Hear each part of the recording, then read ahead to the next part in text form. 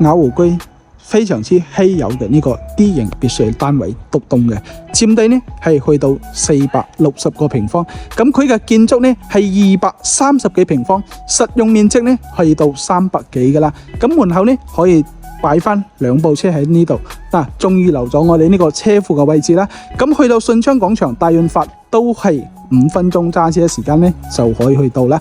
咁佢嘅前後呢都係帶埋花園嘅，咁我哋入邊呢仲係帶埋精裝修噶啦。咁門口呢邊呢仲預留咗個車庫啦。咁我哋嘅前花園呢邊呢可以喺呢度種下花啊，種下草都係 OK 嘅。咁呢再睇翻我哋呢個後花園嘅位置啦。咁光係呢個花園呢都有成100幾個平方噶啦。咁我哋後邊係湖啊，預料呢間買咗一間別墅啦。咁佢嘅風水啊都係非常之靚噶啦。嗱，呢邊呢可以睇到嘅就係我哋呢個後花園嘅位置啦。嗱，呢邊呢仲預留咗一個涼亭啊。咁呢個後花園呢都有幾十個平方啦。